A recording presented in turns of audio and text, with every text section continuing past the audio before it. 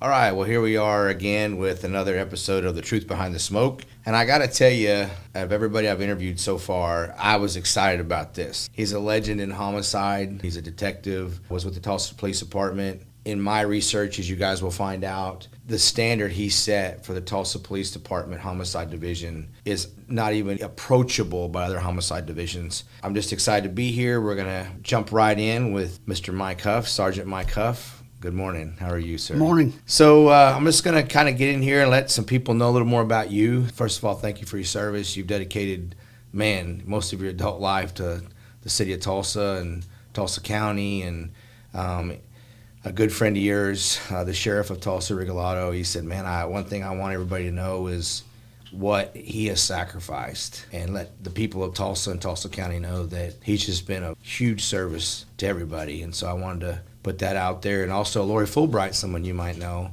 she just said that you're someone she looks up to and all you've done to help put bad guys away. And there's not another Mike Huff out there. You're the only one. So before we get into the cool stuff, where'd you grow up and what was that like? I grew up here in Tulsa and, just a normal childhood. I was the youngest of four.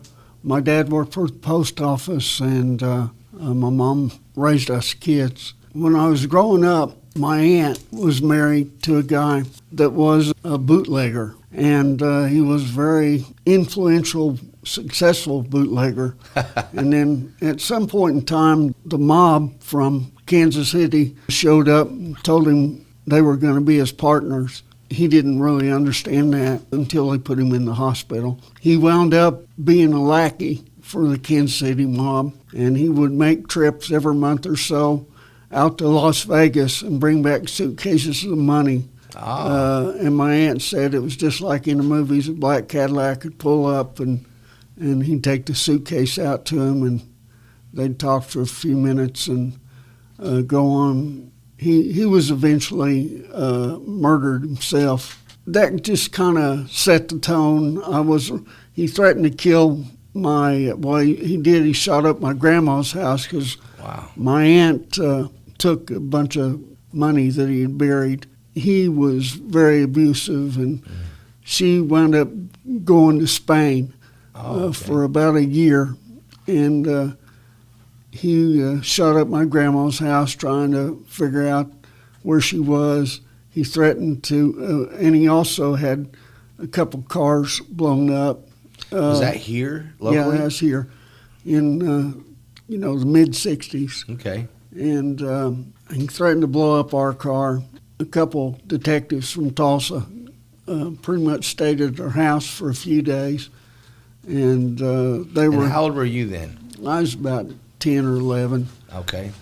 These detectives made a real impression on me. One of them was Sergeant Roy Hunt, who was a day shift homicide sergeant when I went in there. Oh, okay. And another one, Sergeant Dave Harrison, was a midnight shift homicide sergeant. The evening shift homicide sergeant was Chuck Jordan. Oh, okay. And when I got promoted, I went right into working for Chuck Jordan, also for Sergeant Roy Hunt also. But they made a big impression on me, and I went to Tulsa Junior College. I was either going to do that or join the Marines. My brother talked me out of joining the Marines. Was he quite a bit older than you? My brother was 9 years older. So had he been to Vietnam or messed with Vietnam before you were wanting to go in? Yes. Okay. Yes, he had. He was a big influence on me, too. I just got on the police department when I was 19. There was a federal program that came out where they hired 10 of us to, work in jobs like records and whatever, and go to the academy before we were 21 so we could, on my 21st birthday, I was sworn in. I'd already gone through the academy, and, I went straight out that next day out North Tulsa. What do you think is different now, looking back at when you came through? What do you think is different among the mindset in policing then and policing now? Well, policing now, those guys are under such a microscope from the civilians with these cameras, and the administration in the police department that is very you're kind of guilty until you prove yourself innocent. Right. And that takes a toll on those guys. They don't feel comfortable in getting out there and really mixing it up like we used to.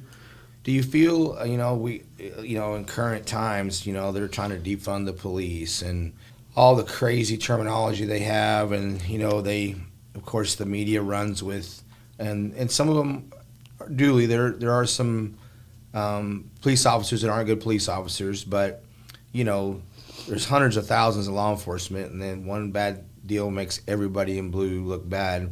Do you feel it's made it harder to be a good police officer for the good police officers with the current times and politics and terms? And I personally don't believe that it's made law enforcement officers better police officers. I think it's made it tougher for them to do policing. Oh, sure it has. And with the fact that people can't recruit to fill spots, those guys are working in danger all the time because there's not enough cops out there. So they're taking calls that maybe in the old days we'd have 2 or 3 people at. They're taking calls by themselves now. When Sergeant Johnson and Officer Zarkashan stopped that car out there, my son was on duty. Nobody came on to really back him. Then they screamed for help, and my son was one of the first officers there. I think he's the first or second.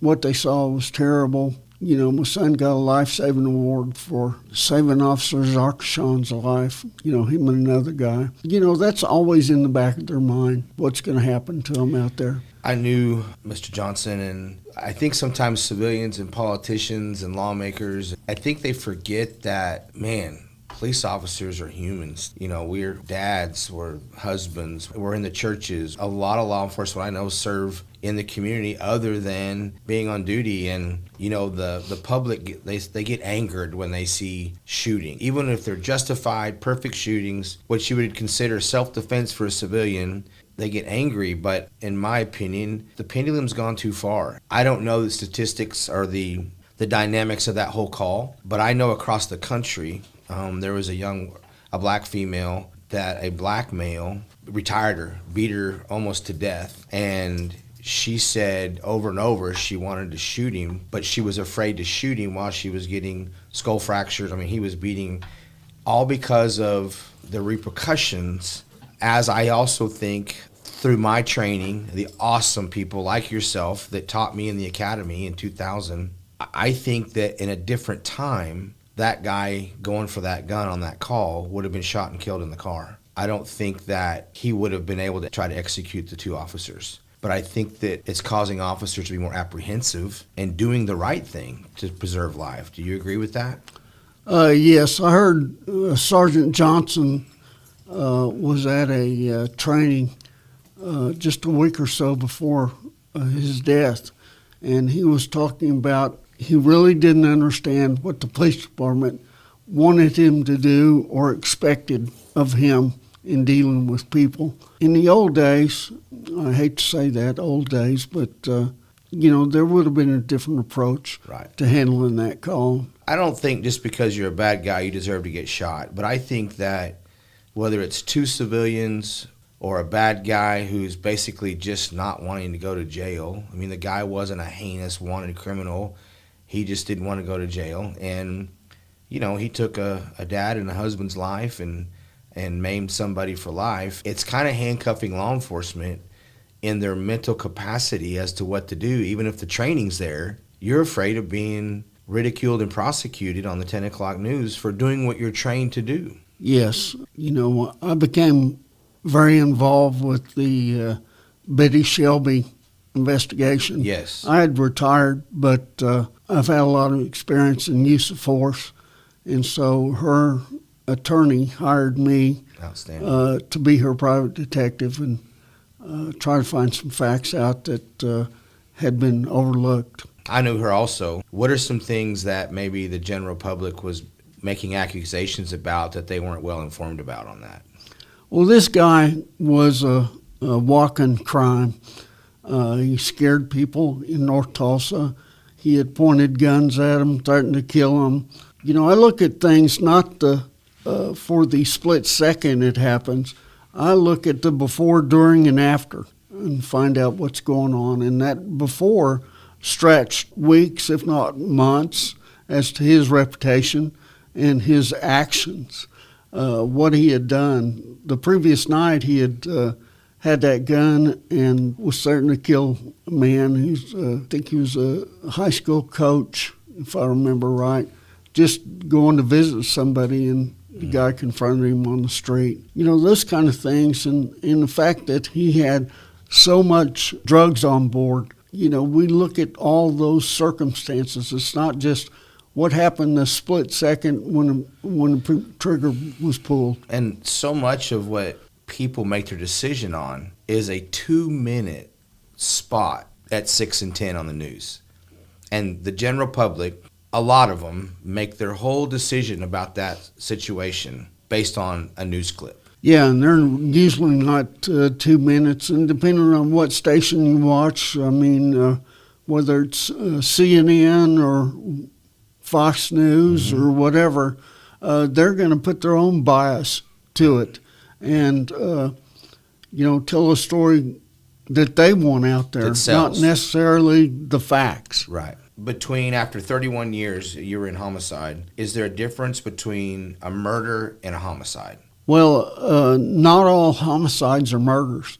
You know, homicide obviously is killing of a human being by another human being, but you know, it could range from a first-degree heinous murder to a level of a manslaughter, or even a self-defense.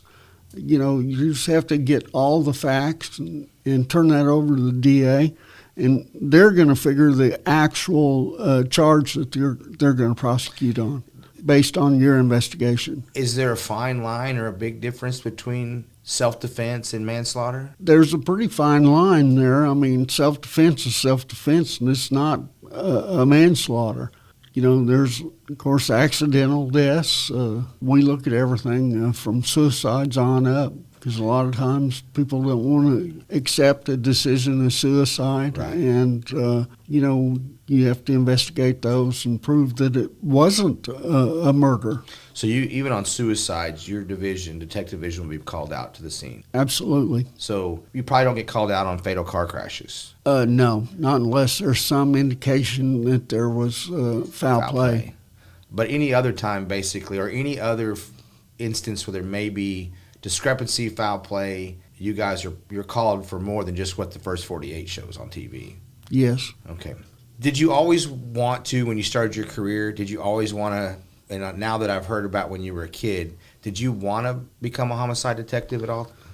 Well, I was just trying to learn to be a policeman, and I had had some success in being a patrolman. I'd been selected as Officer of the Year, and, that made me want to be a cop even more. And so when I had an option to either go to homicide or maybe go to the narcotics division when I got promoted, I definitely wanted to go to homicide because those were the guys I respected. I had, a lot of emotional feelings for those guys. I was very close to Chuck Jordan, and I felt that it would be an honor to work for him. You're the guys, you and guys like Bob Little and Donnie Wright and Jim Clark, names we've mentioned, even guys closer to my age, Mr. Rigulato. I mean, those are guys, even Bill Yelton, guys I just looked up to. Of course, I met you, Bob Little, and Donnie Wright in the academy, and then everybody that I basically looked up to were instructors at one time in the academy. I just wanted to be like you guys, even now. What's your idea of a cop? What is a good policeman? What's that mean? Well, we work for the public. We take an oath with my life if need be. I want to gravitate around those guys. Those are the guys that really know what it's like on the street and know we have a responsibility. And I love my job. It wasn't a job to me. Good cops is where I wanted to be around. I didn't want to be around anybody that ever wanted to not, What makes a good cop? Well, a good cop is somebody that is truthful, is responsive, puts somebody in jail when they need to be, helps somebody when they need help. Those are the kind of guys that and gals, really give a great name for cops. My FTO was Darren Froming, one of them. I remember, people like him, and of course you probably remember Lisa Parrott. When you're a rookie and you're out there FTO, man, it's crazy. Do you remember your training officer? Oh, sure. A guy named John Mules. He knew all the bad guys. He wasn't scared to interact with them all. And, I really followed those footsteps. And the more I talked to bad guys, the more I learned on how to catch the bad guys. Do you feel like that's something that, because I remember around 2004, 5, 6, I felt like things were changing. And I don't know if it was across the country. I didn't have a broad enough mind, wasn't high enough on the mountain. But I know I felt like here in Tulsa, especially, man, I was patrolling with guys like Comstock and Yelton and all these awesome guys and Troy Steele, and they did what you were talking about. They knew where the bad guys were, and we'd pull into somewhere up north or whatever, and they'd see, Tom or whoever, and they'd go up and talk to him. Just, hey, what's going on? What have you heard? And then as I was on 4 or 5 years, we stopped doing that. We stopped doing ped checks. I was telling you that on the way here. Like, some of the guys I rode with, they're like, you're like having a canine dog. Like, I found so much stuff. And, kind of that old saying, if it looks like a duck and walks like a duck, go find out if it's a duck. And that's gone away. Do you think that's hurt policing? Oh, absolutely, it's hurt policing. When it hurts policing, it hurts the citizens. They watched that 30-second clip about George Floyd, which was a bad deal, right. I'll tell you. But they don't trust the police at some point in time, and that's most usually unfounded because the police are out there to help them. Right.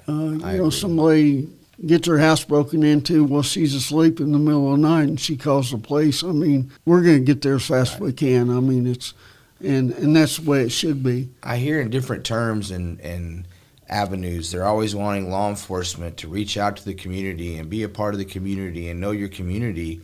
I felt like when I came in underneath you guys in 2000, I felt like we did that. We stopped and talked to people, whether we knew them or not. And, civilians don't know this, but I know if you're my training officer and we're out at 1 o'clock in the morning and you've patrolled that area for 10, 11 years, and you're going to know almost everybody who walks around at 11 o'clock at night. The guys taught me, like, hey, I don't know who this guy is. He's not normally here 11 o'clock at night. Let's stop and talk to him. Well, that prevents a lot of stuff. They're not doing that now. Yes, there's a lot of guys, basically all street cops feel threatened by people's cell phones filming their every move. The fact that they have a body cam on. I mean, they want the body cam on, almost every second other than taking a personal situation there. But it's easier to stay out of trouble with doing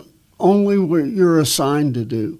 So officers aren't really being proactive anymore, which is huge policing. Because I remember guys like you in the academy kept saying over and over, common sense is the number one tool for a police officer. Common sense, common sense, common sense. And it just seems if I see somebody that doesn't seem like they should be somewhere, as a proactive law enforcement officer, I should make contact with that person. And I think that between the media and everything, and do you feel like it also depends on leadership and administration? It kind of changes the way law enforcement officers feel they can work? Yes, and that's nationwide. That's not just here. You may find a guy walking down the street at midnight, and you can either go the other way or you can stop and talk to the guy. Maybe he's having a mental health situation. Absolutely. Maybe he needs help. Right. And, that's what we're here for. But they're taking that ability away from law enforcement. Yes, they are. What do you feel, for you personally or even anybody, what qualities, traits, characteristics, what made you such a great homicide detective? Well, I don't know if I was a great homicide detective, but what I was, if I was a football coach, I knew how to find the best recruits. I found guys like Vic Regalado and a guy named Jeff Felton, and I found all the people that I thought would give their all to the job. Team. Yes, I learned from them. They took care of me. I took care of them. I had a guy that sat outside my door for years, Tom Campbell. He was shot off a porch, and I was one of the first guys there. I took a dying declaration from him. He's just too tough to die. So I knew right then and there, when he gets through this, I'm going to try to get him to be a homicide detective. And I did. And he sat outside my door, and he would stop everybody before they came in. Say, what do you need him for? He's busy. Awesome. So we took care of each other. That's awesome. Family. Yes. I kind of picked up on something the other day when I was talking to you, and we were talking about, we don't have to go into that particular story, but we were talking about things I heard when I came on from old timers, and you were giving me license plate numbers and car identities and names and addresses from the 70s and 80s. Do you have a photographic memory? Well, when I see something important or it impacted me, I remember everything about it. I mean, I remember the night when Gus Spanos got killed. He and I had got a girl out of a car that got hit by a stolen car. There were two girls in it, 15th and Harvard. One died right there, and we got the other girl out and took care of her till the ambulance. And Gus was a young officer, and so I knew it was bothering him. I said, hey, pretty quick here, I'm going to talk to you, and we'll just sit down and go over this, how to cope. So the night Gus Spanos stopped that car on North Cincinnati, I had just gotten home from work and was taking my gun belts off and stuff. As a detective, taking my gun off. And that tag was Ida Mary Adams 754. I'll never forget that. And then just in a matter of a minute or so, Officer Charlie Tapper, came on the radio screaming, officer down. That was important to me. You don't feel like that's in your DNA? You feel like you've built that? I personally think I had an instructor in college. He had a photographic memory, and he'd walk in without a syllabus, and he could teach right off the syllabus. I feel like you kind of have a photographic memory. Well, if it matters, yeah. How long were you in homicide before you took it over? About how many years, you think? Oh, about 9 or 10 years. Is that normal, or does it have to do with tenure, with somebody retiring, or? Well, by the time I'd been in homicide for 7 or 8 years, I knew I wanted to be there. And I did everything the department asked me to do. I was doing a lot of stuff. And so I got promoted to sergeant, and I went out to patrol. So as soon as I got promoted, as soon as I knew I was going to be promoted, they came to me and said, hey, we're going to get you back here in a year or so. Go ahead and take these cases with you. I had about 3 that were open, and they told me I could work on my own time and I'd make some overtime. I went out there, and so in a little over a year I came back. But, I'd made progress during that time on those cases, ultimately solved them. When I took it over, it's not usual to come back like that. I mean, if Vic Regalado, after I had left, he got promoted to sergeant. I was going to do everything I could to make sure that he came back to homicide eventually, but I'd been retired by then, but I knew a few people. I spoke to him because I know you guys are close, and he referred to you as a mentor. He referred to you as a great friend. He both blames you and thanks you because you're basically responsible, and a conversation with his wife for him being sheriff. To back up what you said, he said, man, I wanted to go be Huff. I wanted to take over homicide. No way I wanted to be a sheriff. But he said that as for influence, you're probably one of the most influential people on him. He definitely wanted to run homicide. He'd been successful anywhere he wanted to go.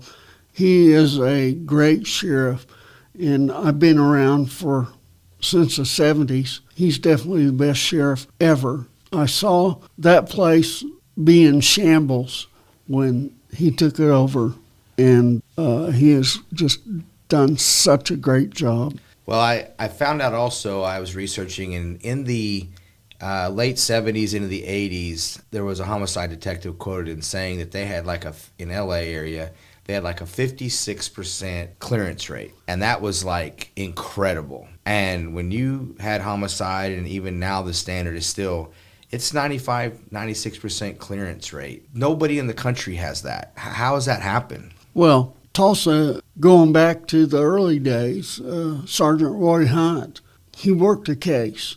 I mean, his guys followed his lead, same with Sergeant Chuck Jordan. And so we followed him, saw him really care about people and cases. So we just brought that, full circle, did that stuff. And so our closure rate showed.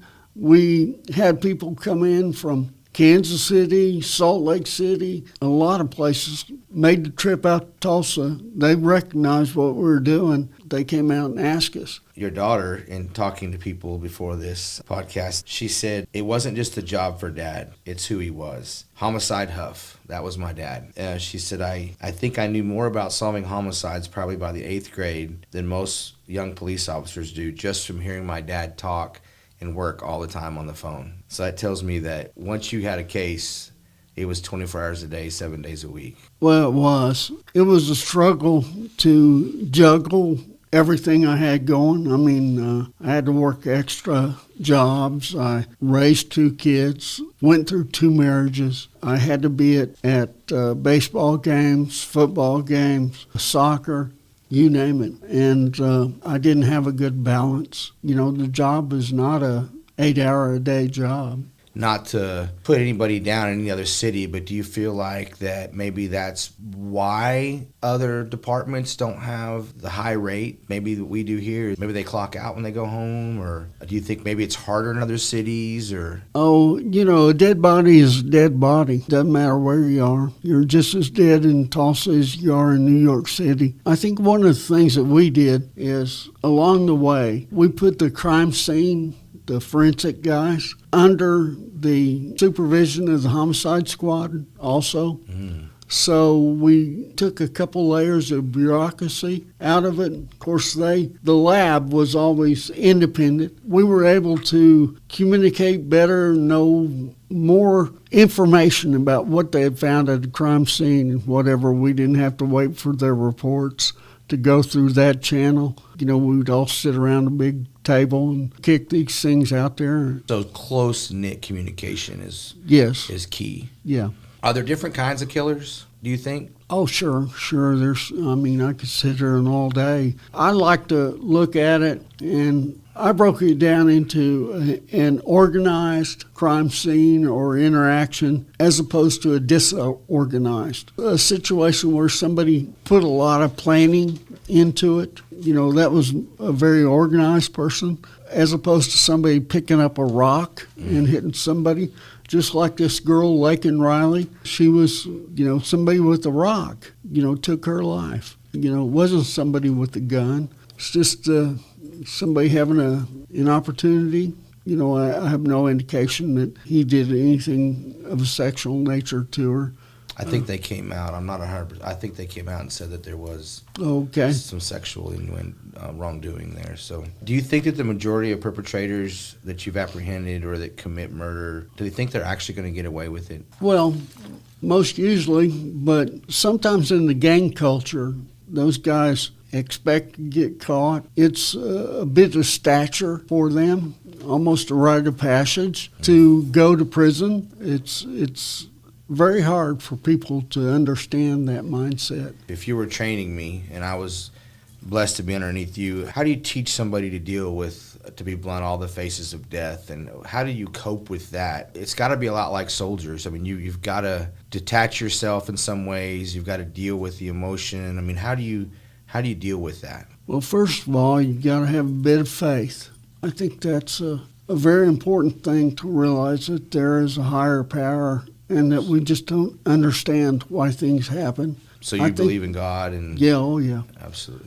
As far as having a balanced life, maybe having a hobby, maybe planning a vacation or days off with your kids. You can just focus on them totally. That's something to do. How important is it for people in something like the homicide division mostly to build a relationship and be able to talk to your brothers and sisters in that unit to be able to cope and deal with things? Well, you don't have to tell somebody you're hurting inside. You just have to have a conversation. If they're your close friends, they'll know you're hurting inside. I've been blessed to be around some great men and women that we all take care of each other. That's something that you're just not building a 1, 2, 3 answer. You're creating a friendship and a bond that they're going to understand when you're stumbling, when you need some time to think about what's going on. Is there any in all your years, is there any that still kind of haunt you or solved or unsolved that you go back to? I know that I don't want to term it PTSD or anything that's triggered, but there has to be one or some that just come back to you over and over that were maybe stood out more than others. Oh, sure.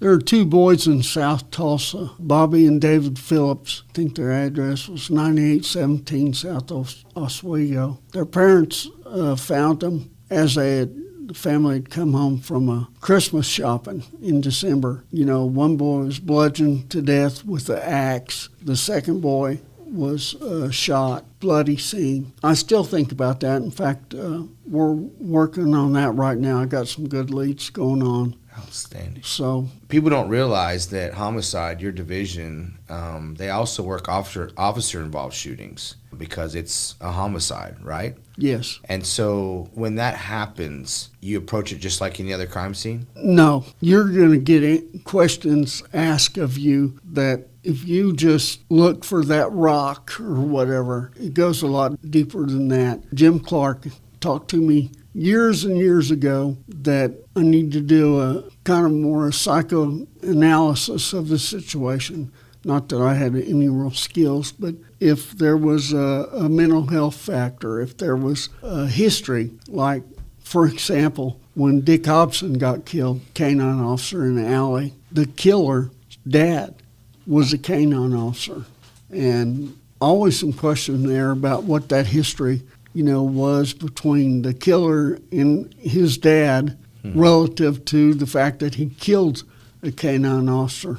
There's a lot to consider. So you can't ever have too many facts, because I used to always tell those kids in the academy is you grab as many facts as you can and try to fill up a funnel, in your mind of facts, because it's just like a funnel drips water. It might drip out a few facts that are actually used in court, but if you have 10 times or 100 times as many facts you have, everything's transitory.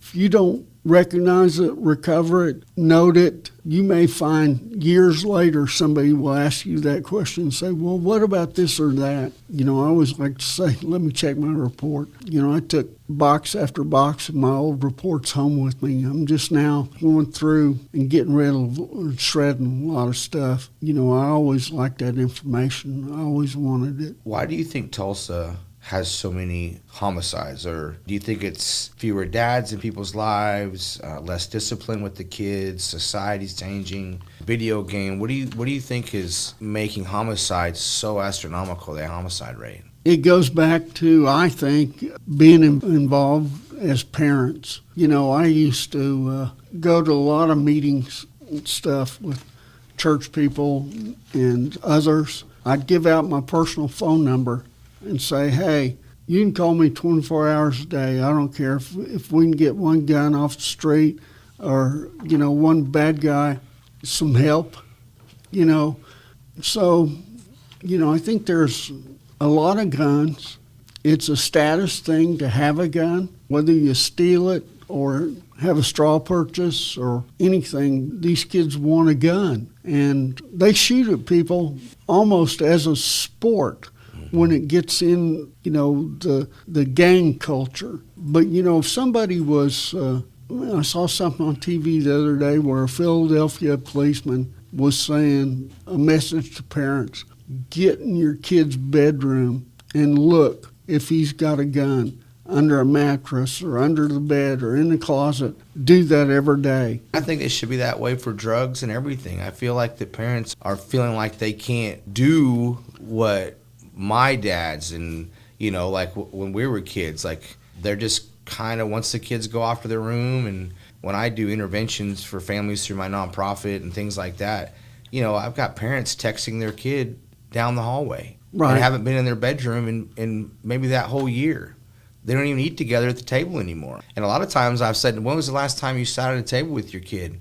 In the last 6 months, have you eaten at a table with them? No. And I said, well, you might have known that your kid was pilled out if you'd have done that, and then maybe had a gun. They're detached as parenting. Yes. I'm going to kind of step it up here a little bit. So I'm just going to show you some things. One, people have an idea of what a killer is. They always think they look like a gangbanger or they look like something out of a movie.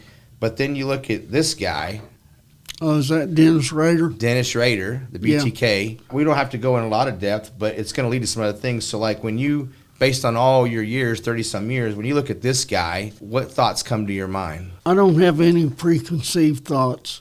I mean, they can look normal. They can look abnormal. I've done it all. So I just go in there kind of, they're a blank sheet of paper, and I spend enough time with them that I start coloring in what's going on with them. Dennis Rader, you wouldn't have to talk to him more than 3 or 4 minutes to realize that this guy was a control freak. He was a sadist.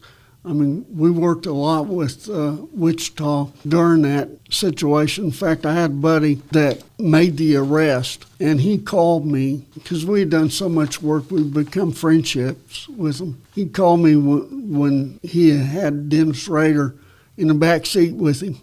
Awesome. I've watched over 100 hours of stuff coming into this to be better equipped with you. And, I see a lot of similarities between him and the Iceman. They both had families, incredibly narcissistic and arrogant. I don't know that they were sorry, other than they were sorry they got caught. That's it. I was sitting there interviewing and talking a guy named Johnny Martirano. And Johnny was a trigger man on the hit out at Southern Hills, Roger Wheeler. He had kept up with the investigation over the decades. And so he felt like he knew me. There was a lot of press that indicated myself and David, Roger Wheeler's son, David, were friends. And so we're sitting there. So Johnny says, hey, you're pretty close with Wheeler's son, aren't you? And I said, yeah. And he said, could you just tell him that it was just business, wasn't personal?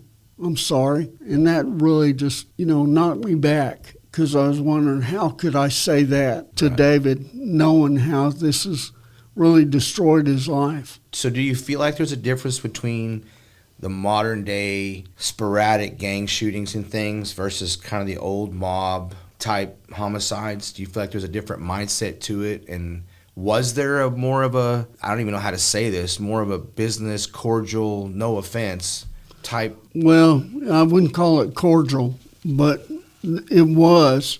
I met a few guys, a few mobsters over the years, and it was just business, basically. Martirano is a very religious man. He knows that, his time's coming. I talk to him every once in a while. To me, there's a big difference between religion and relationship. When you say that, you feel like he knows he may never sit to the right hand of Jesus, or he knows that he's committed the ultimate sin.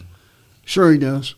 He doesn't really, he can't change his life. It's just one of those things. He chose a path that was bad, terrible, was going to destroy people's lives, families, whatever. I think at this point in his life, I don't want to say he's not proud of it, but it was just his job to do that. There was a partnership between him and Whitey Bulger and this other guy, Stephen the Rifleman Fleming. His partnership was the violence. He was the violent end. Of course, those other two guys, Bulger and Fleming, they also were taking lives. Right. It was just a way of life, and I guess to a certain extent some of these teenage gangbangers they're not emulating these old mob hitmen. They're just doing their gangbanging thing, and that happens to involve death and violence. With your relationship with God and all that you've seen and the people you've been in front of and the probably millions of pages of reports and things, do you feel like a hitman like that? Because I know what the word says. I mean, do you feel like if he hits his knees in a cell before he takes his last breath and asks for forgiveness, do you think guys like that will do that? And do you feel like, I mean, it says anybody that comes to me with a pure heart. How do you feel after 31 years of homicide about that? Well, that's way above my pay grade. I'm just worrying about myself, my kids, family and stuff, my wife. But, I have been to several executions in McAllister. You're just sitting like really right here, and here's the gurney that they're strapped to. Is if there wasn't a window there, you could reach out and touch it and still have, arm left. They'll ask if they have any last words. Never heard anybody say anything about God. I mean, never. I think they're just sorry that they got caught, not sorry of what they did. So real fast on this. So this is who you mentioned a minute ago. I knew it would come up because you're that kind of guy. 22 years old, February 22nd, University of Georgia. This is Laken Riley. This is the young girl that was killed. We're just going to go there. It's so big the last 8 years, and as of we stand here today, it's never been bigger. An illegal immigrant basically stalked her. I don't know if it was opportunity or if he was waiting for somebody. This is Jose Avera. That's the killer. This is so huge right now, and I tell people every day in the barbershop and stuff, listen, quit looking at Democrat, quit looking at Republican, quit looking at black and white and brown. Let's start looking at what the humanitarian, the right and wrongs are. This guy that came across through El Paso in 22, he has a conviction of endangering his own 5-year-old son. It wasn't a conviction. It was arrest. Okay. In New York. Right. They let him out immediately.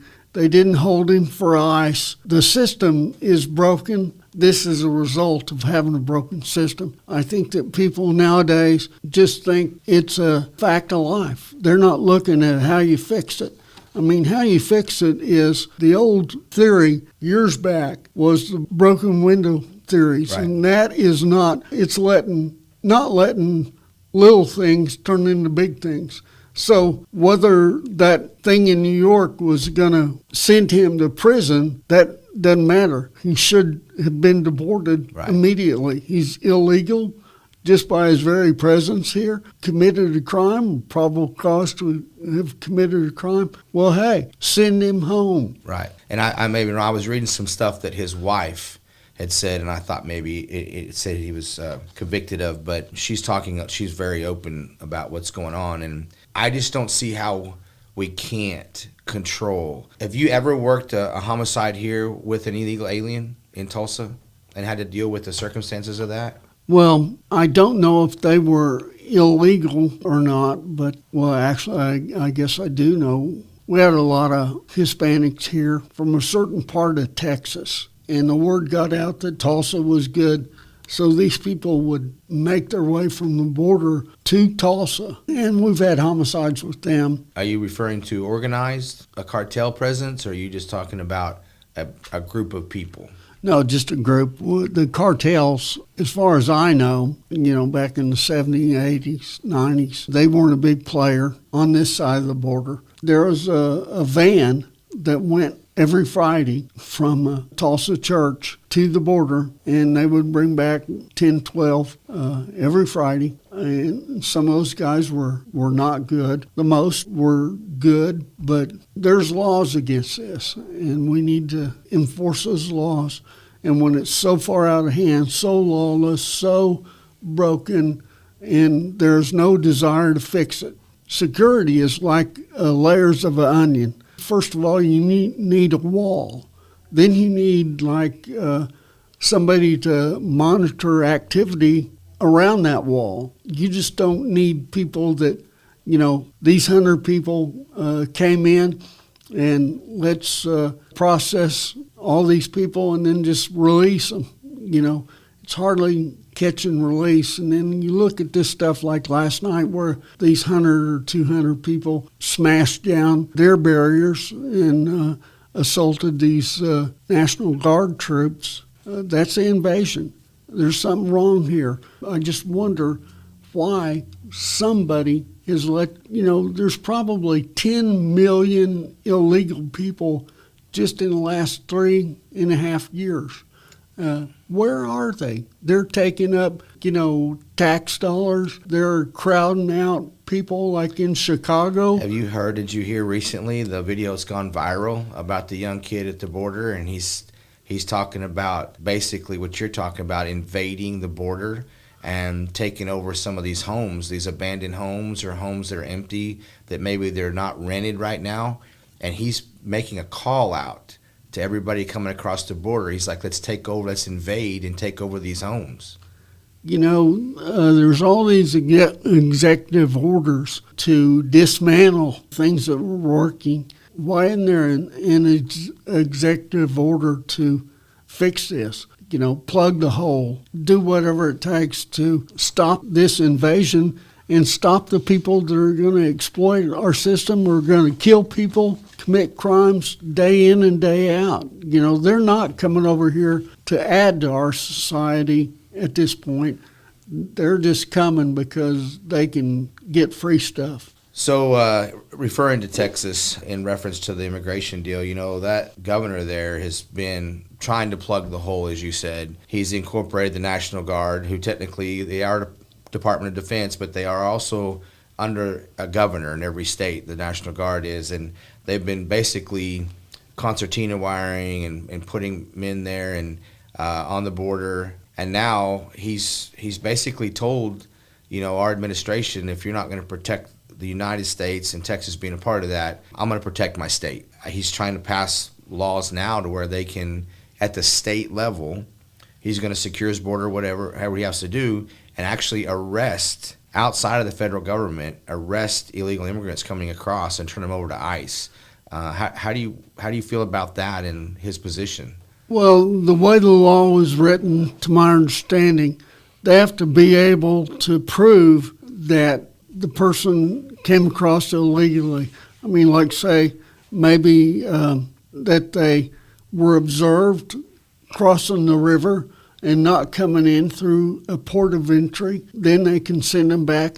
I'm wondering why they didn't do this years ago. And I think that's one of the things that sparked this deal last night. There was pushing these people back towards the border. Mm-hmm. They just decided to go crazy and make their way in regardless. Without getting political, I'm going to ask a political question. Do you feel like it's less of a humanitarian and lawful thing, and do you feel like it's just become a political thing? Politicians, president, the powers to be, maybe current administration, it's not even about security, the well-being of the country. They're just, for political reasons, they're not fixing the hole in the dam. I think they want these people to come in so they can pad the Democrats' numbers. They can't win it fair and square. They're looking to the future to make sure they've got, the odds that people are going to vote on their side. So do you feel like there is an agenda of some kind to basically to take the power away from the people? I mean, I don't want to get into a politics thing, but you're talking about basically socialism. Yes, and I'm sorry I got into politics. No, that's good. But I think there's a situation. And you think they have an agenda? Yes. Absolutely. So we need to build the wall. We need to fortify it. We need to secure it. And, my ancestors, they came from Italy and Scotland. And I remember some of my relatives, they came through Ellis Island in New York. And I remember stories of it was dark and it was musty. And, they got vaccinated and they felt like they were POWs. But they all became, they worked in the vineyards in California. And my grandfather worked a grocery store and was in the grocery market and then worked for Safeway for almost 40 years. Never absent a day, never missed a day's work, and never late. But they went through a process, and all the Irish and the Italians and the Germans, and that's just gone now. Yes, it is. It's so broken, I can't even imagine what this place is going to look like in 10 years. I had talked to a gentleman and listened to an interview. He had multiple deployments with an A-team type military unit, and he has been working the border, and he's now walked away. The border, a lot of people don't know, they have an incredible SRT team, SWAT team that goes along the whole border, and other agencies can call them in, federal agencies. But he said that there's so much that, if you want to say the Democrats or I'll just say the people that aren't in favor and trying to tear down the border, they're actually, he said he's seen more things that would probably bother him on the border because of a lack of control and security than he saw in 4 deployments in Afghanistan. He said that they're trying to administer, they have medics and combat medics, and that they're not shown on the news, that they're trying to help on both sides of the border. They got helicopters and stuff taken in because at the end of the day, nobody of any skin color, religion wants some young little girl, little boy dying and their mom dying. And I was shown a picture of, when I think of my daughter, which one of us here today wouldn't want a better life? But if there is a mandatory and it's secured way that you have to go through the process, we're going to find a way to get through that process the best we can. But I was shown a picture of, she's probably 2-ish, little girl, and the dad had a hold of her still, and they were both face down. They drowned in the river. He's trying to bring her across. The news media, that's what we need to talk about. Look, if they didn't think there was a chance to get across, they wouldn't have taken that chance. It talks about, when you're talking about the homicide, you're like, what happened before that? What happened the day of, the night before, the month before? Well, there was a chain of events that happened that led to that young man trying to get here with his daughter, 2-year-old daughter, and then both drowning in the river. We're not stopping that. And that's what's causing these horrible things. And I agree with you. I think we need to secure the border. We've got to have we got to onion it, as you said, multiple layers.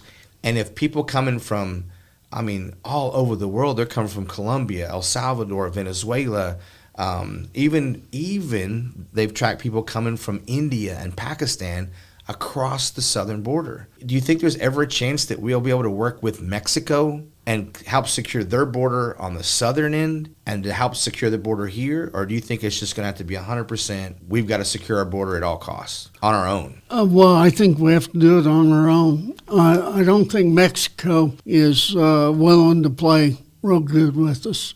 So I think that we're going to have to reconsider the stay in Mexico policy while people are waiting for asylum, not just give anybody that shows up asylum. They have to prove what's going on. I heard, there's probably 95% can't prove the need for asylum. So who grants that? The federal government. So it's not ICE, it's not Border Patrol, it's not anybody.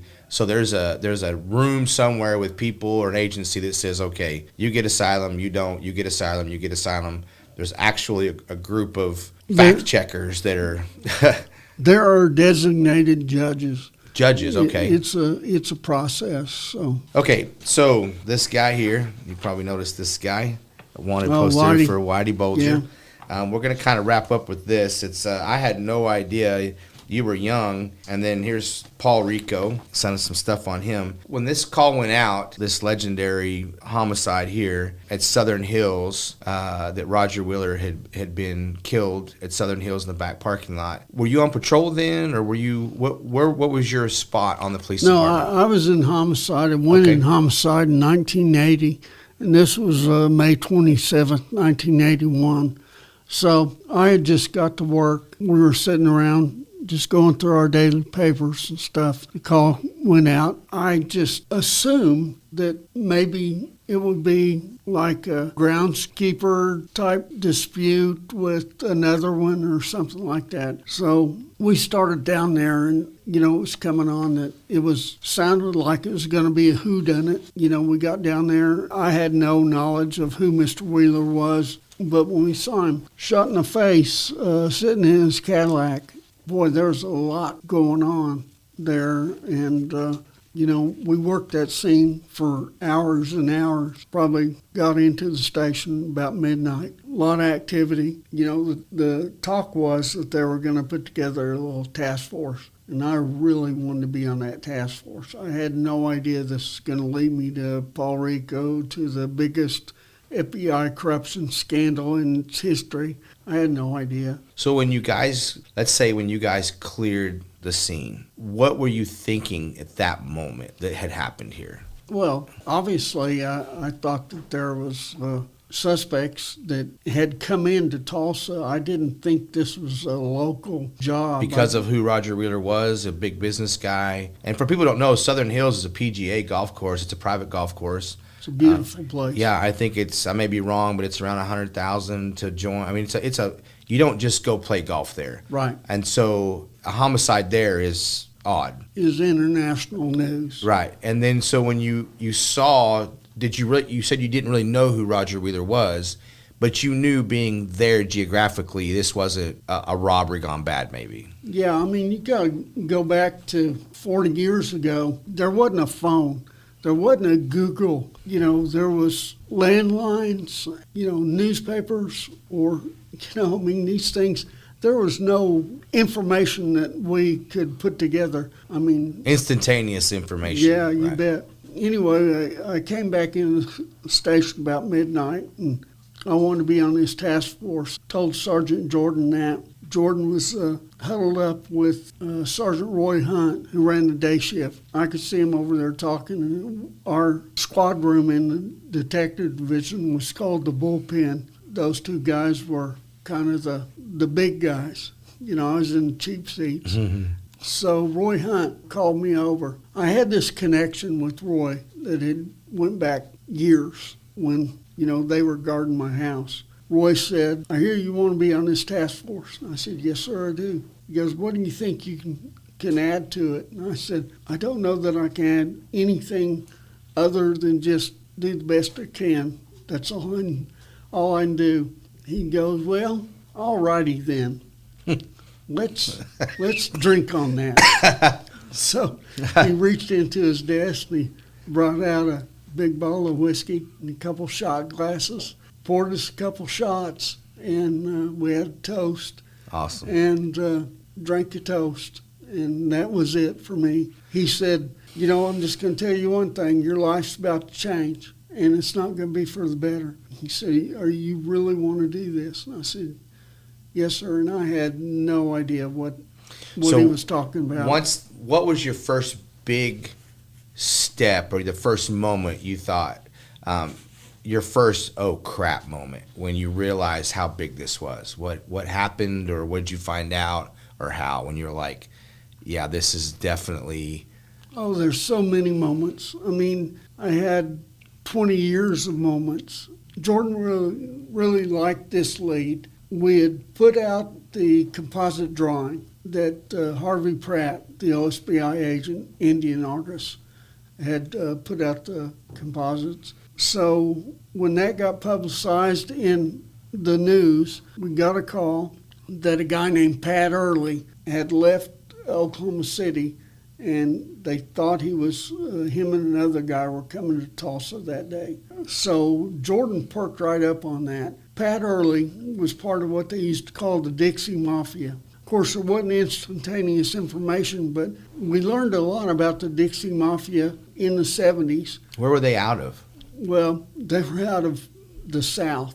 Okay. A core of them were out of Tulsa. The Dixie Mafia killed a guy named Buford Pusser's wife in Walkenthal. Those guys flew on a plane from Riverside or Jenks Airport to McNairy County, Tennessee, to pull off that hit. Wow. Pat Early was said to be one of them. Very interesting. Some of the other guys that flew from Tulsa to kill Buford, shoot up Buford Pusser and his wife, they were guys that were associates of my uncle. When my aunt would take care of me, these guys would be hanging out at their house. They had a nice big house in South Tulsa. These Dixie Mafia guys would do stuff for my uncle. You walked in some of their footprints as a kid. I couldn't they wouldn't known me. I was only 5 or 6 years old during that time frame. But so anyway, we spent a lot of time down in Oklahoma City trying to find out if this was the angle, because initially we had a meeting down at the FBI in Oklahoma City in the first couple days. The FBI wanted the highlight angle. Jordan wanted the Dixie Mafia angle. Why did the FBI get involved? Assumed to be an interstate hit. Okay. You know, they never really were involved. As it came out, as stuff started coming to light over the years, it's like, man, they're just blocking us here or there, running covers for something stinks here. And, eventually there came a point in time where I had really focused in on the FBI and the investment that Mr. Wheeler had called World Highlight down in Florida and Connecticut. Rico worked at World Highlight as vice president and security guy, and he was a heralded FBI agent before he retired. He was the connection to the Winter Hill gang in Boston. He had been a Boston FBI agent before he moved to South Florida. So looking back, it's a story that fits together, very interesting. But at the time, I would have to fly to Boston or fly to Miami because there was no way to check each other out. And when you're talking about organized crime, there's a huge trust factor. Right. And so I would have to go, myself and my partner, Dick Bishop, these places just to meet with some guys and spend a couple of days with them and see if they trusted me enough to tell me. Other law enforcement or Yeah. mob guys? Well, it turned into mob guys. Right. First, it was other law enforcement, the Massachusetts State Police, Boston PD, Connecticut. And then when the other guys started getting killed, there was an informant that had informed to the FBI a year after Mr. Wheeler got killed that was gunned down in Boston, him and a friend of his. And the FBI hadn't told us that he was informing on our case. So, we'd go to Boston to work on that. And then just a few weeks later, I was in Miami. I had focused in on Paul Rico, but when I was in Miami, we went to, just showed up at the U.S. Attorney's office in Miami. This U.S. Attorney very stupidly led us into his office, and we took notes like crazy. He was the one that denied us any involvement with the dead informant. So I told him that, I was going to look for this other guy, and we were going to try to turn him into a witness. The former president of World Highlight, who was run out because he was mobbed up. And so I told this U.S. attorney that, and we couldn't find that guy. His name was John Callahan in Boston. We went to all the places he hung out at, and no, I've seen him, here, there. There's a mystiqueness, I guess, if that's a word, about the Cosa Nostra with the Italians or the organized crime. I've met and sat with a couple of mob guys, and it was like sitting with Frank Sinatra. They weren't the John Gottis or these guys. They didn't want the drugs, and that's a whole other podcast someday. But what was it like being in that whole environment? Well, for a young guy that had no idea what I was stepping into, didn't realize the gravity of it, and for the fact that I also, grew up around it a little bit, I didn't care. I mean, I was just doing my job. But I told this U.S. attorney we were going to grab this one guy, John Callahan. Couldn't find him. We spent 4 or 5 days in Boston looking. And I mean, that sounds very simple, but when you don't know where you're going, don't know who you can trust, it was kind of complicated. And I'm sure that being a homicide detective, in that environment, people are going to close doors and tight lip and turn their ears off. But you're not even from there. You're in an Irish predominant area. Not to mention, you don't have the right accent being from here. It had to be extra hard for you to even get around. Yeah, it was. And I don't want to bore you with the whole story, but I get home and my phone was ringing. As I'm walking in the door, the phone's ringing, so I went straight to the phone. Not a cell phone. No, I went straight to landline. the phone, and so I answered it. This guy said, "Hey, is this Detective Huff?" I said, "Yeah, it sure is." And he goes, "Are you looking for John Callahan?" I said, "Yeah, I have been." He said, "Well, I'm Detective Parmenter from the Miami-Dade Police, and I got him in the trunk of a car at the Miami airport." I said, "Wow," because I just 5 days earlier, I had told the U.S. Attorney in Boston that we were going to find him. So I'm thinking, this is a big deal. This U.S. Attorney... Did you think you were going to find him dead, or you were just going to find him? Oh, no, I had no idea, but I didn't think he was going to be dead if we found him. I'm thinking, did us telling this U.S. Attorney get this guy killed? Did this U.S. Attorney tell somebody that, hey, these guys from Tulsa are looking for Callahan? So it was a big deal to me. So how did you start putting the pieces together? Well, I got a room about this size, and I started getting records from Highline. I started getting, I had so many records, phone records, credit card records. I spent years going through these things, highlighting it. While working other homicides. Oh, yeah. So I realized that Paul Rico was going to be the kind of the hub of the wheel. I didn't know how in the world I was going to make it happen. So I focused on him. I kept going back to Miami and talking to him. He was like talking to a mob boss himself. He was really something. At Highlight, they had half a dozen retired agents working there. I met this one guy who was not happy with the way things were going. We ended up taking him out for a drink. He pretty much said, "This whole place stinks, but I can't tell you the story because I've got a son still in school, and my other son's a Boston FBI agent." I'm thinking, holy cow. So literally this took years to put together, and I liken it to building a skyscraper with toothpicks. It'd take a long time. I finally put it together. What happened was we were on the very first Unsolved Mysteries show. On that show, I showed a picture of Johnny Martirano.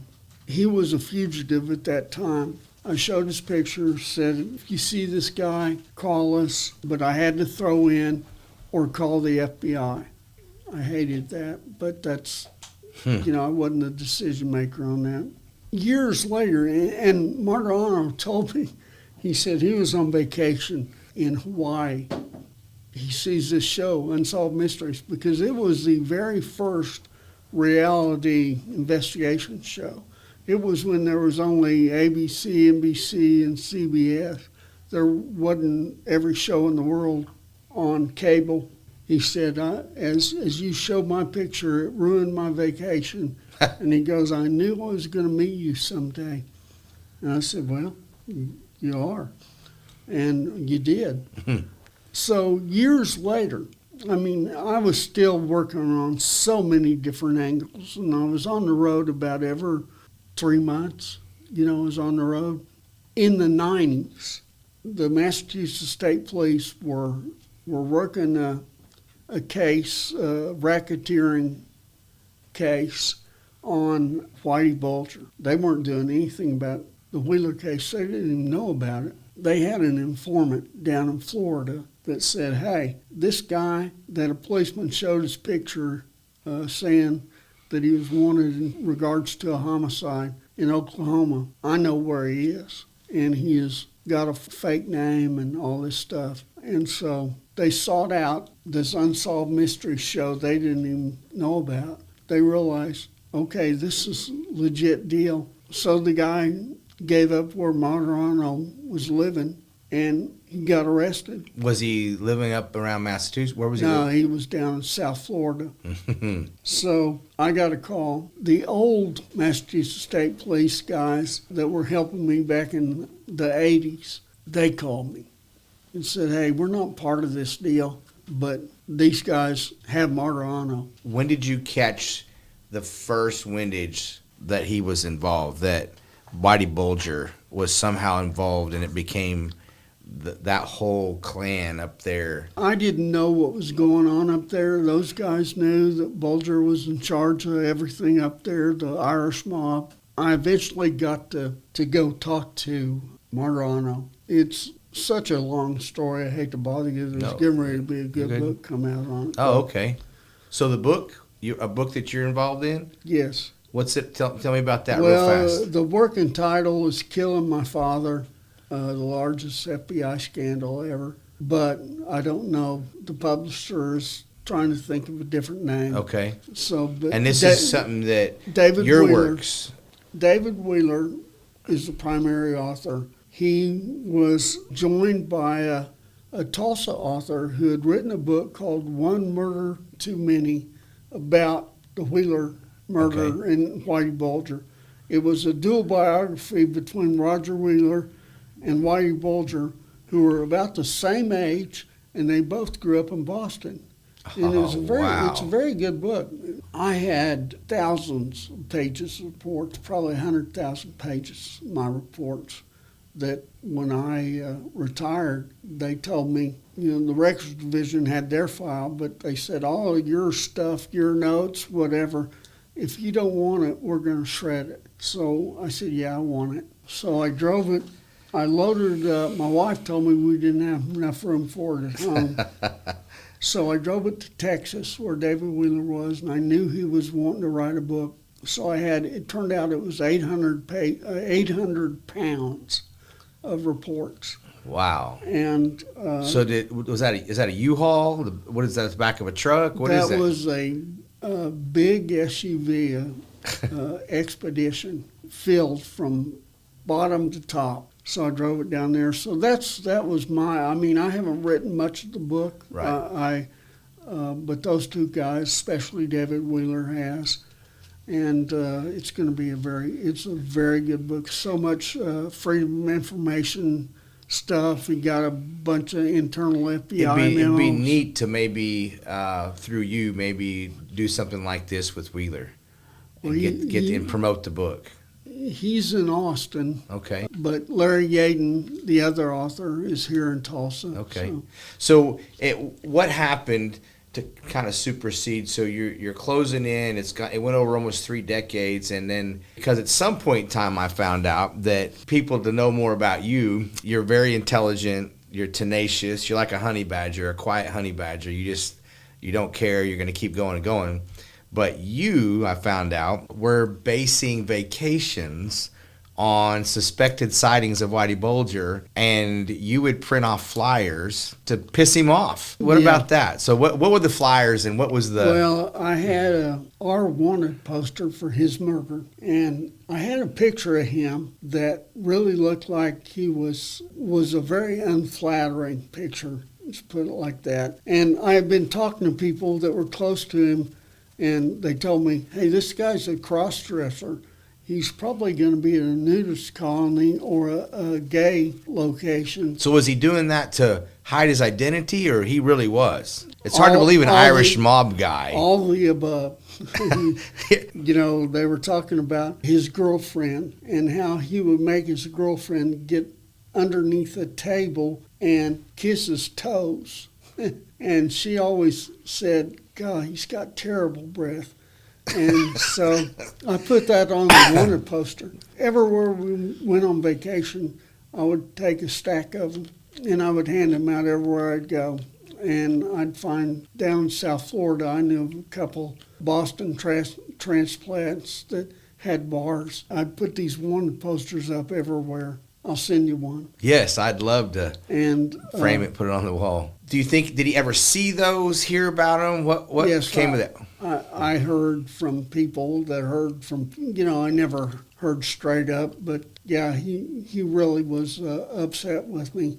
After he got caught, out in California, a Tulsa attorney wrote him a letter. This attorney is just obsessed with this case almost as much as I am. And so he wrote Bulger a letter in jail. Bulger wrote him back. Bulger very sarcastically commented about me. You know, Margarano was a liar, and he called me the super cop. The super cop was too stupid to realize Margarano was a liar. So Bulger just still to the day he died denied it all. It had nothing to do with him. Yes. How did they catch Bulger? I testified before Congress about all this FBI corruption stuff. And no one had done that before you. No. What you're about to say has never been done. Well, I was the person the only law enforcement guy that was testifying, about the FBI and Bulger and whatever. And I told before Congress, I said that the U.S. Marshals should be the ones looking for Bulger on this case. And if I was doing it, I'd look for his girlfriend because she can be found. He may not be. And sure enough, that's exactly what happened. They found her and followed her. Yes. And where was he? Do you know what he was doing? Like, what was he? Oh, he's just an old man with, $800,000 and 20 guns in hollowed out walls of an apartment. But it's very interesting.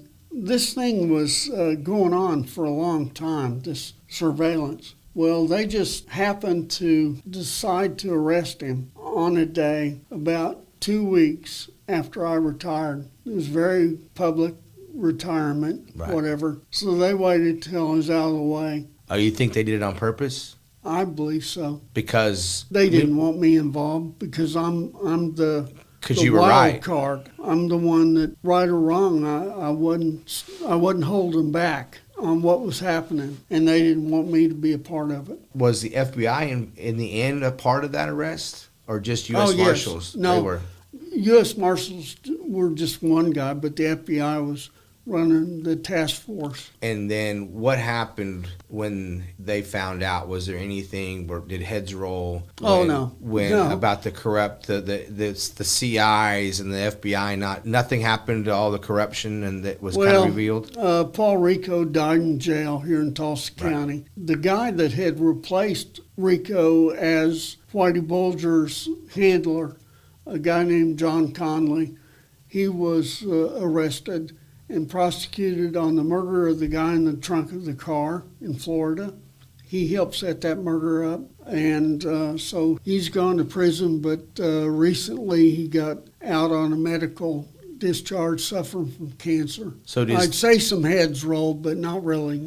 There were a lot of other There's a little bit of karma, but not really what should have been done. Do you feel like an era kind of ended with Whitey, or do you feel like the Irish mob and that whole kind of thing is still going on? No, I think the era ended. There's still some guys up there, but they're not doing the stuff that other people were doing.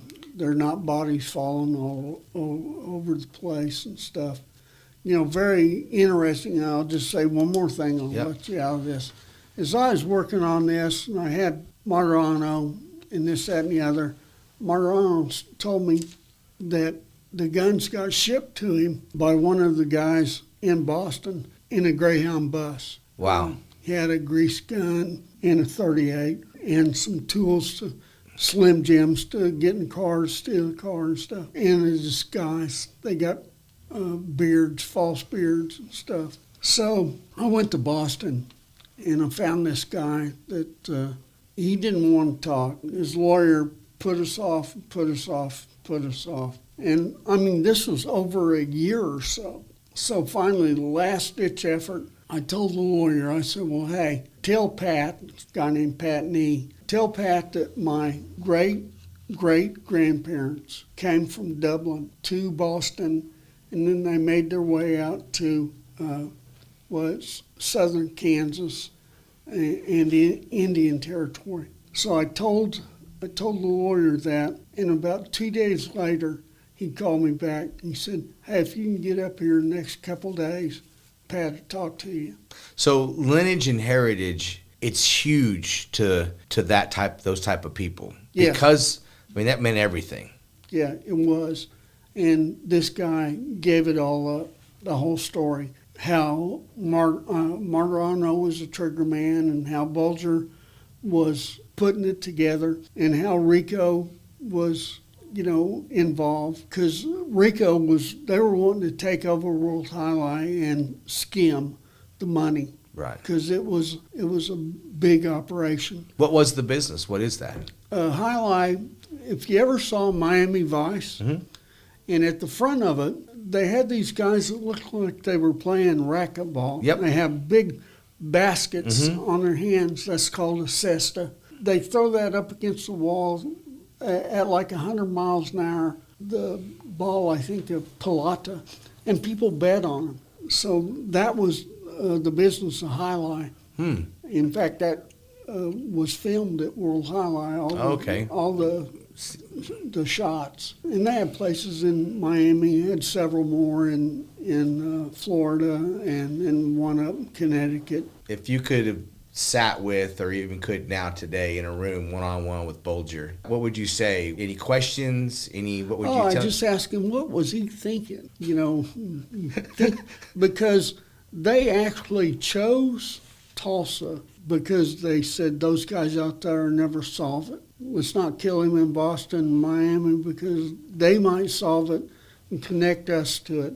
So let's do it in Tulsa. That didn't work out very well for him. A funny note here real fast. So everybody, when I travel around the country, they're like, oh, Tulsa, that's First 48. Like, I think the average person thinks that Tulsa has a First 48 office here. And then looking at numbers and looking at your numbers and your history and the standard you've set, I used to think before setting up and putting all in the time to research you and your job, I used to think that they came to Tulsa because we had a lot of homicides and we had a lot of what I call immature shootings and homicides. And then as I literally started putting all this together, and I know you've done this millions of times, it became 3D to me and looking. I can't wait for people to watch this, and you correct me if I'm wrong, but they don't come to Tulsa because we have all these murders. They don't come to Tulsa because we have more dumber gangbangers or more gangbangers, or they come to Tulsa directly related. I mean, you help make the First 48 a success because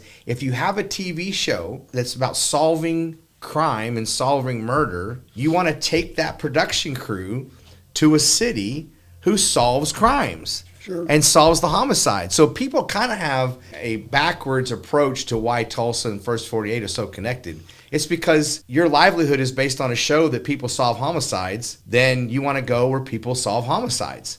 Right. And am I wrong? That's why they come here? That's very perceptive. They tried to get here a couple of years before I retired. I was just tired. I mean, I said, I don't want anything to do. I didn't keep track of the show or anything. So we turned them down. And then a good friend of mine, a great guy, Dave Walker, he took over when I retired. They did the First 48, and it's I still don't watch it, but it's very successful and whatever. There's, a lot of stuff that Tulsa has done for years, done it very well, and the tradition continues. I've heard that. I don't know Mr. Walker, Sergeant Walker. I never had interaction with him, but I heard that he was just like a great guy. That the team loved him, that he was tenacious like you, that he took homicide in Tulsa personally. I have heard, accolades about both of you, and so I think when he retired, I said, Dave, why are you retiring? And he said, I've been doing this been in homicide for 7 years. I have to get out here. And I said, Dave, I was there for 31 years. Right. But he had a good 7 years. Yeah. Great guy. I also, I watched so many podcasts. I went back and researched so many large homicide things across the country because I kind of wanted to know a little bit of the terms. I had to get into your head a little bit. I told you this on the way over here. I come to the conclusion that, when we're watching the First 48, there's so much we don't see. They put this into a 1-hour program, and they make it sound like it's just click, click, click, like a Miami Vice or something that comes together. But where it starts is, I came to the conclusion that if any of us in here, John, Levi, my production guys and all that, even myself, I'll take myself out of it. But, they walk up and a guy's been run over by a cement truck, and the cement truck kept driving. And they walk up and they're going to see this horrible, graphic, guy that got smashed by a cement truck. You're going to walk up, or people like you, and you're not going to pay attention to the fact this guy got pancaked. You're going to see things like there's a tire track right through the middle of this guy's stomach, and the tire track imprinted this, and you're going to see that he had a backpack and it's open. Why is his backpack open? You're going to see that he had a watch on and the watch is stopped, and maybe that's the time that he got run over, and why did he have $40 in his hand? Or guys like you don't see what most people see when you walk up. You're looking at totally different things. Yes. You have to gather all those facts so you can reconstruct what was happening at that time, put it together, prove this case. I used to teach at the academy and have different scenarios I do, and I'd get a dummy. You pull your pockets inside out, and maybe, your driver's license is somewhere on the ground nearby. Maybe that means that he got robbed, had to pull his pockets inside out to give money.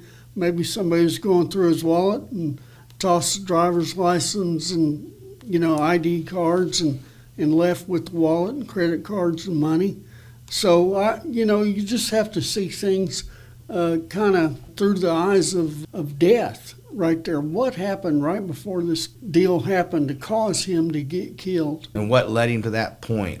Basically, what's the totality of the circumstances in this guy's life that brought him to take his last breath there? You bet. It's pretty incredible because you change your whole mind thinking. You've been inducted into the Oklahoma Hall of Fame, or Law Enforcement Hall of Fame. When was that? That was 2019. Okay. It's a great honor. Kind of wrap up, I got to tell you, Jon and I have a big plan for this podcast with The Truth Behind the Smoke. We want to talk about things that people want to know that maybe people are afraid to talk about or never had a chance to ask. And I got to tell you, so far, I am humbled. I still see you as this badass, awesome bundle of knowledge that came to the academy, and I think you're a super cop. I don't care what Bulger says. I'll punch him in his nose. I mean, to make fun of you, you set a standard that nobody can even come close to in the whole United States. You think about all the homicide divisions, no one's running not even a low 90s percentile resolution like you did. And I have a nonprofit that's called a Fighter's Chance Foundation. I try to give people in society, maybe they've had addictions. I just got a kid out of prison 4 months ago. He's turned his life over to Christ, and he's working 40, 50 hours a week. But through my gym, through training and being a mentor, one of the things that I found out, I alluded to you in the car, was in the 90 percentile, the people that are incarcerated, not just in Oklahoma, but across the country, they have some sort of illiteracies when it comes to reading, and no positive male role models in their life. The dads are absent, or men were abusive sexually or physically, so it was a negative role model. Not going into my past, somehow I'm on this. I did it in law enforcement. I missed law enforcement. You have a chance to impact people's lives in that moment, like you were when that situation happened and you're a kid and those detectives came. Who knew that you'd be, 50 years later, Whitey Bulger and all these things. But every year, I have a very inclusive background in martial arts. I've trained law enforcement, military in the country, out of the country. I can help people that superseded that was somebody that also told me, you worked his last officer-involved shooting, Bob Little. He said, if I ever had one more or 100 more shootings, I'd want Huff on it every single time. The people that I respect and look up to, they all look up to you and respect you. I kind of get a little emotional about this because you don't find great men doing great things anymore. It's just people clocking in, people clocking out. You dedicated most of your life. I personally think, you may agree or disagree, but man, you've suffered a stroke. You told me yourself you didn't take the best care of yourself. You were always chasing bad guys and trying to balance having a family and making a difference. Well, from my martial arts background, and I swear I'm a tough guy, but I get emotional about stuff like this, but every year a Fighter's Chance Foundation gives an award to somebody that gave people a fighting chance. And you gave people that took their last breath, that wasn't their choice, a fighting chance to have their story told, to the families, of fighting chance in healing and closure. I don't know if you've stayed in touch with people, but I can't imagine a homicide in the family and it's never solved. You never have closure. And you did that. I asked you before you came in, you're like, I don't even know how many. Thousands. Over 1,000 cases you said you probably worked. And I touched. Yeah. Yeah. I don't know, because I'm not the smartest guy in the room at any one time. I may be the guy that'll walk through a wall to help somebody, but I don't know what 96% of over 1,000 is, but it's a lot. So I'm kind of a nerd, and so when I went into martial arts, I had to study it all. I had to study everything, and there was no greater fighting force in the history of the world than the samurai. They lasted forever, and even though they kind of got corrupt sometimes, they had a code, and there's never been, I don't know of a military there's not one that's lasted longer, but their code was a code that I think somebody like you would have lived by. And so, Fighters Chance Foundation, we want to give you, I'll read this to you. Can you good to read, or you want me to read it? I'm not sure. Your glasses? Yeah, with your vision. Okay, it says the way of the warrior, the moral code, behavior, lifestyle, loyalty, dedication, and never quit mindset, self-sacrifice for a greater good of service to others. I think this is hitting me so hard because I just lost my dad 3 weeks ago. I'm so sorry. And there's some weird stuff about it. I mean, he had cancer, but I won't go into it, but there was some weird foul play stuff in the hospital, carelessness. And so we're never going to know, because 2 hours after he'd sent me a message and he sent me pictures, he was dead. None of them can agree on how. They just said, we're sorry, he's dead. In doing this, I thought, man, this is nothing. My dad was fighting illness. He was in a hospital. It was a controlled environment. But it compounded. Maybe it was at the right time. It compounded. I thought, what if he was murdered? And he wasn't. Not even close to that. But I can't imagine trying to have closure, and you don't have closure. You can't make sense of it. And you did that for thousands of people. So to finish this and quit being a baby about it, I'm going to have to go out here in the parking lot and get in a fight to feel tough again. But it says, the way of the Bushido warrior, the samurai, thank you for giving so many a fighter's chance, seeking justice for those that fell victim and those that survived some closure. This katana is presented to Homicide Detective Mike Huff by a Fighter's Chance program. And here. Oh, my gosh. Wow. That's for being oh my gosh, a true samurai. Thank you so much. You didn't have to do this. And I appreciate you and you being a mentor, and you can pick your toenails or fingernails with that. Wow. It's something small, but it's not small. It's a big deal. It's guys like me, guys like people in this room. We got to have guys like you to look up to. Well, and I appreciate your service. Thank you. Thank you so much. But I sure didn't deserve this. And that's the kind of man that does. I appreciate you being here, Mike, and thank you. I hope that maybe somehow, some way I can continue to learn from you. And oh my gosh. I appreciate you being here. Thank you. Thank you, Craig. And that's another episode of The Truth Behind the Smoke, and I appreciate you being a part of it. Well, thank you so much. I'm so honored.